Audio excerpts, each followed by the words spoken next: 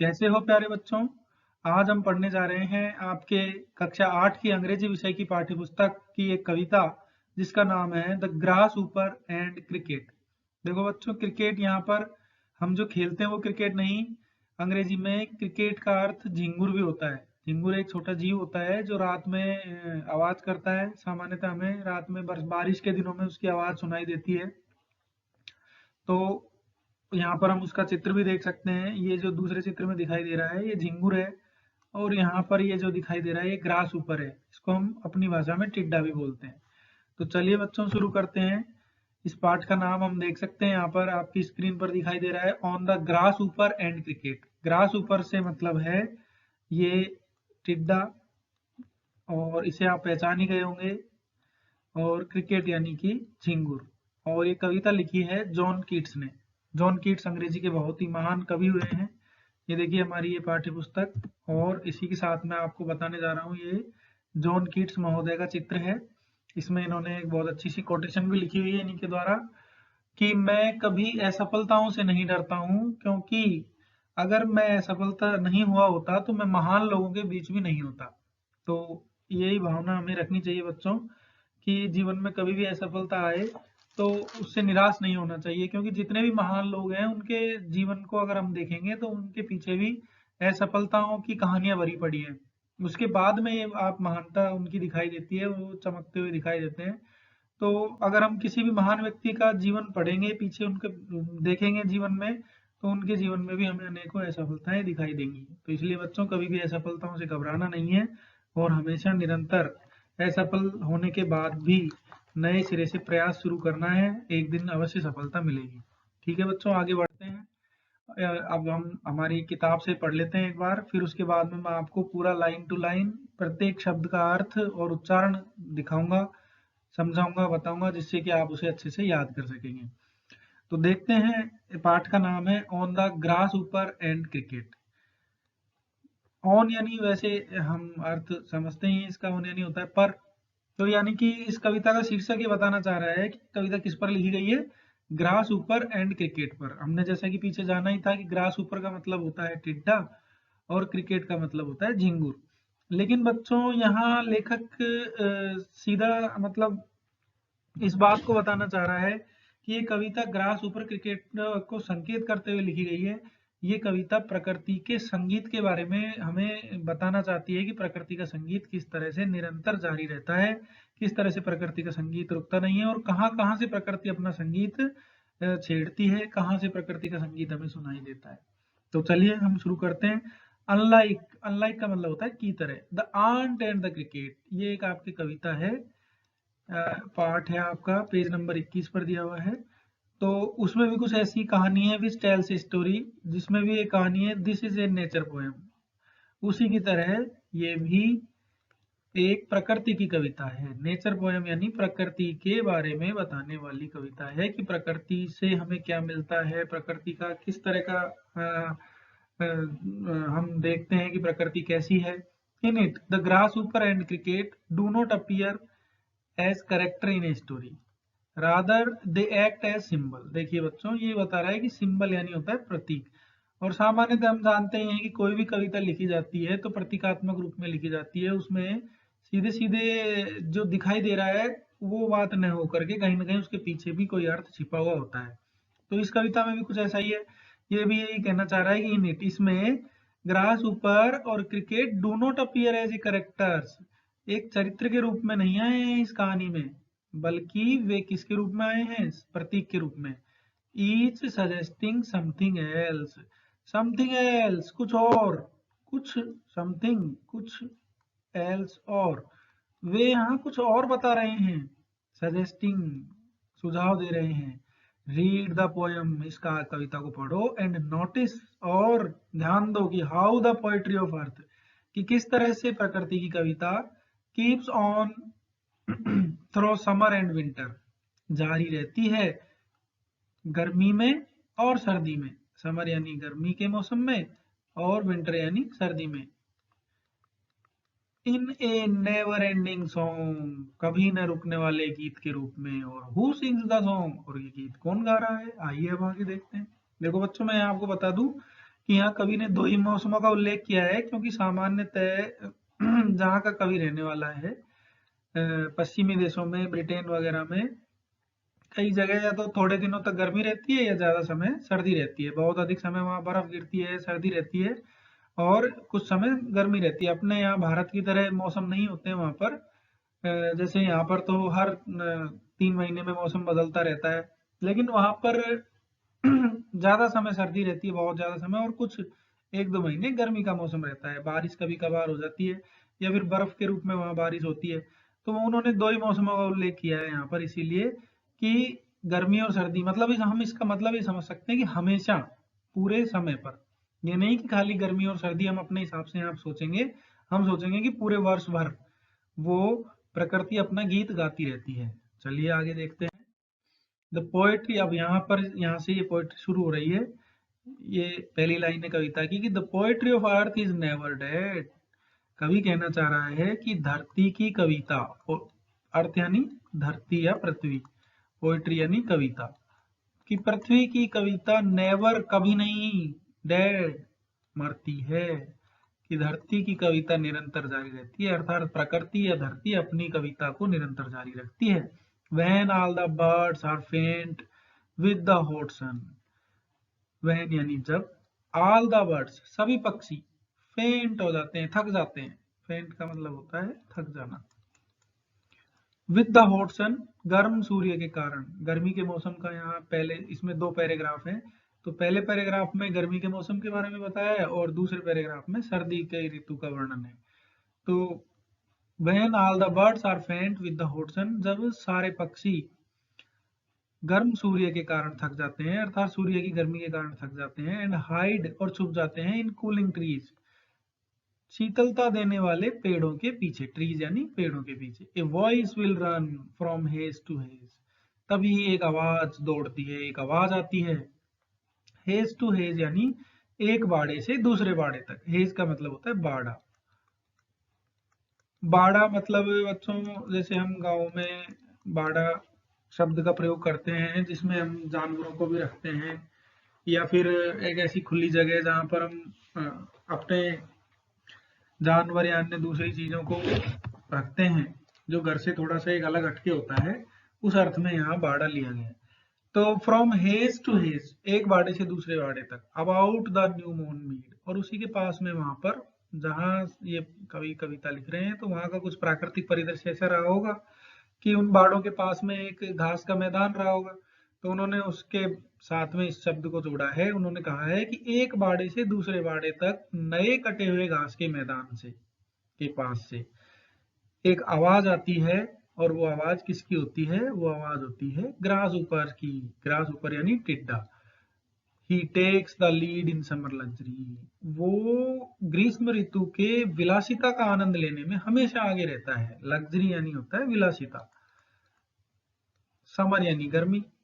तो गर्मी की विलासिता का आनंद लेना, गर्मी में जैसे सब कुछ अलसा ऐसा रहता है, लोगों में सुस्ती का भाव ज्यादा रहता है, उसी तरह से वो प्रकृति में भी इस तरह का चित्रण करने का प्रयास किया है कवि ने, कि गर्मी की ऋतु में जिस तरह से चारों तरफ बहुत ही धूप के कारण से ऐसा कठिन वातावरण रहता है कि लोग परेशान हो रहे होते हैं, लेकिन वहां भी वो विलासिता ढूंढ लेता है, और वहां भी वो उस विलासिता का आनंद लेने में आगे रहता है।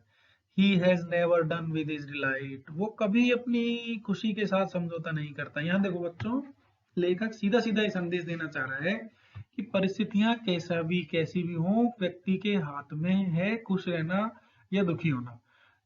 भयंकर गर्मी की ऋतु में भी टिड्डा अपनी विलासिता के लिए वातावरण ढूंढ लेता है, प्रकृति में अपनी विलासिता के लिए वो प्रयासरत रहता है, और विलासिता का मतलब वो आनंद लेता है।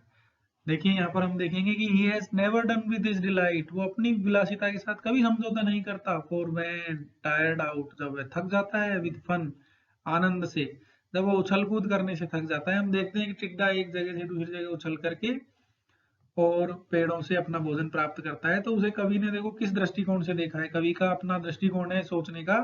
वो ये कहना चाह रहा है कि जब जिस प्रकार से टिड्डा उछल कूद करता है, आनंद लेता है, और जब आनंद लेकर के वो थक जाता है, तो वो आराम करता है। रेस्ट, वो आराम करता है, एट ईज, आराम से, बीनीथ सम प्लीजेंट वीड, किसी सुहावने घास के नीचे, घास फूस के नीचे वो आराम करने लग जाता है। प्लीजेंट यानी सुहावने, रेस्ट एट ईज, आराम से आराम करता है, रेस्ट यानी आराम करता है, ईज यानी आराम से। मतलब देखो कवि ने कितना इसमें सौंदर्य डाला है, रेस्ट एट ईज मतलब आराम से आराम करना, मतलब आराम का भी और अधिक उसको बताने का प्रयास किया है।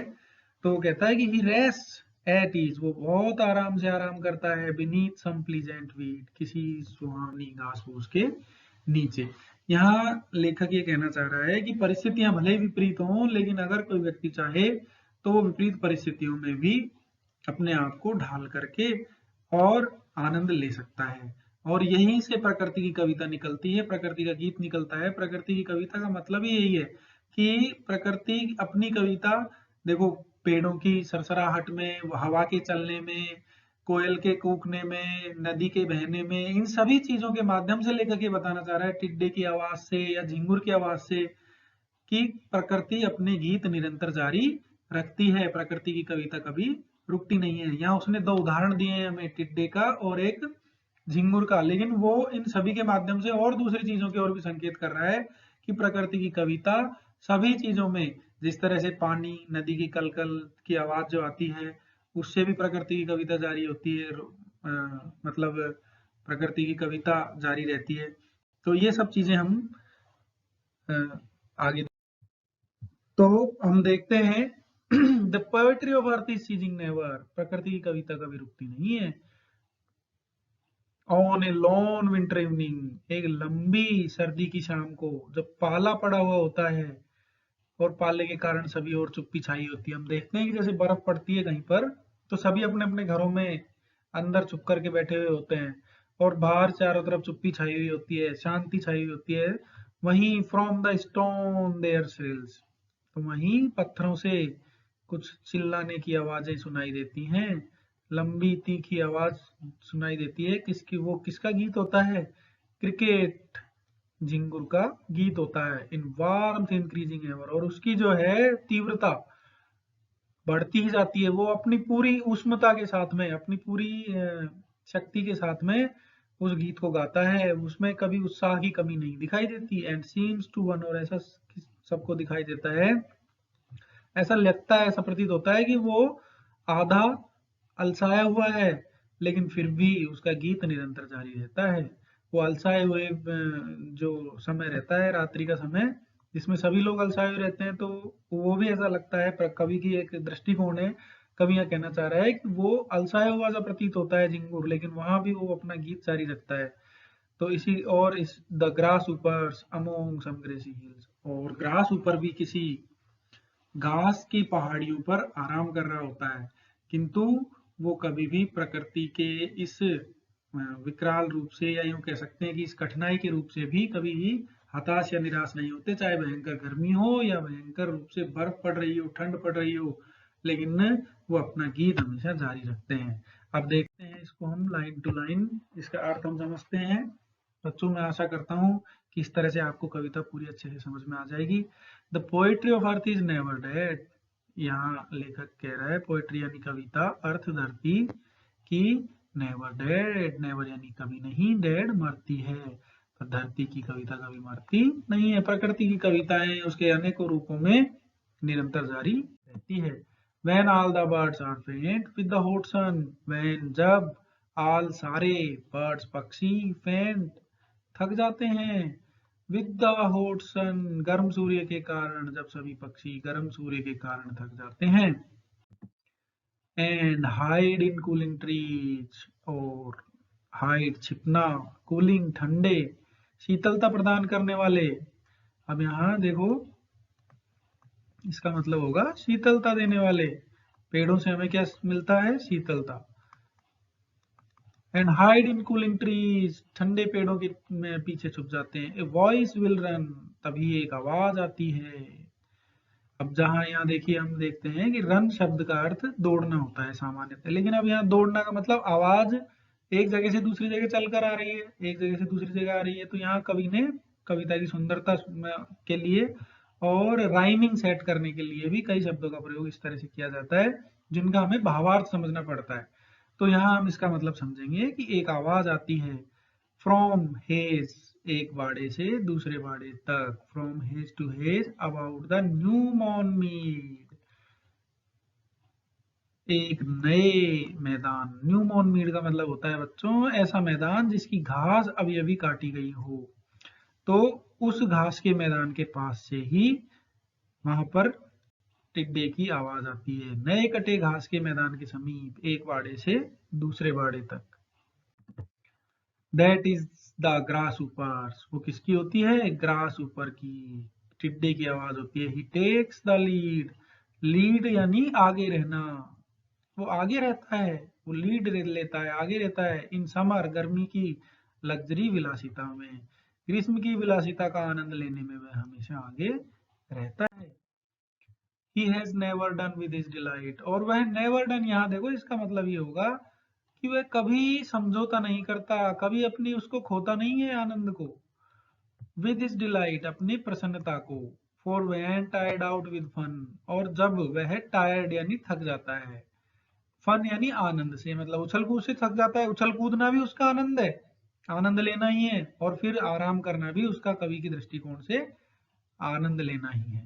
तो हम यहाँ देखते हैं कि जब वो थक जाता है फन करके, उछल कूद करके, तब ही रेस्ट एट ईज, वह आराम करता है, बीनीथ यानी नीचे, प्लीजेंट सुहावने, वीड घास फूस के नीचे, वह किसी सुहावनी घास के नीचे आराम करता है। The poetry of earth ceasing never, अब दूसरा पैराग्राफ इसका चालू होता है। फिर कवि कहता है कि प्रकृति की कविता कभी रुकती नहीं है। पहले उन्होंने बताया कि मरती नहीं है, मतलब कभी खत्म नहीं होती, प्रकृति की कविता हमेशा चालू रहती है। पहले भी प्रकृति की कविता निरंतर जारी थी, आज भी है, और अब भविष्य में भी चलती रहेगी, और कभी रुकेगी भी नहीं। तो the poetry of earth is ceasing, ceasing यानी रुकना, नेवर कभी नहीं, प्रकृति पृथ्वी की कविता कभी रुकती नहीं है। On a long winter evening, एक एकांत सर्द शाम को, विंटर यानी सर्दी की, इवनिंग शाम को, लॉन एकांत अकेले, क्योंकि सर्दी की शाम को सभी लोग अपने घरों में रहते हैं, तो बाहर ऐसा लगता है कि जैसे सब कुछ सुनसान हो रहा है, सब एकांत एकांत जैसा दिखाई देता है। वैन, जब, द फ्रोस्ट, पाला, पाले के कारण से, चुप्पी, ऐसे लगता है कि चारों ओर चुप्पी गढ़ दी गई हो, चुप्पी छाई हुई होती है, शांति छाई हुई होती है। From the stones there thrills, तो तभी पत्थरों से, ये जो झिंगुर होते हैं पत्थरों के पीछे छिपे होते हैं, घरों में भी रहते हैं, तो वहां से तेज आवाज आती है, तीखी आवाज आती है। हम इसका पूरा अर्थ देखते हैं। एक एकांत सर्द शाम को, जब पाला पड़ने के कारण शांति फैली होती है, तो पत्थरों से उनकी तेज आवाज आती है, किनकी? झिंगुरों की। The crickets song in warmth increasing ever, और जो झिंगुरों का सॉन्ग होता है वो वार्मथ यानी जोश के साथ में बढ़ता रहता है, एवर हमेशा। झिंगुर के तीक्ष्ण गीत की आवाज पूरे जोश के साथ बढ़ती हुई सुनाई देती है। And seems to one in drowsiness half lost, और ऐसा किसी को प्रतीत होता है कि वो नींद में आधा खोया हुआ है, वह अर्ध निद्रा में खोया हुआ दिखाई देता है। द ग्रास ऊपर अमोंग सम ग्रासी हिल्स, वह टिड्डा किसी घास वाली पहाड़ियों के बीच है। और जो टिड्डे की बात अगर हम करें, जो कि हमने ग्रीष्म ऋतु के समय की थी, तो लेखक अंत में उसका भी यहाँ उल्लेख कर रहा है और कह रहा है कि ये जो टिड्डा है वो भी किसी घास की पहाड़ियों के बीच में आराम कर रहा होगा, आराम कर रहा होता है, लेकिन वो कभी हताश और निराश नहीं होता, मौसम के कारण से परेशान नहीं होता। तो यहाँ कभी यही संदेश देना चाहता है कि जिस तरह से प्रकृति की कविता निरंतर जारी रहती है, प्रकृति कभी रुकती नहीं है, उसी तरह निरंतर हमें भी अथक परिश्रम करते रहना चाहिए, और प्रकृति से सीखना चाहिए कि किसी भी तरह की परिस्थिति हो, उसमें उसका सामना करते हुए उसका आनंद लेना चाहिए। तो ठीक है बच्चों, यहाँ पर ये आपकी कविता ये खत्म होती है। अगले वीडियो में हम इसके प्रश्नोत्तर के साथ फिर से मिलेंगे। आशा करते हैं आपको पाठ पसंद आया होगा। नमस्कार, जय श्री कृष्णा।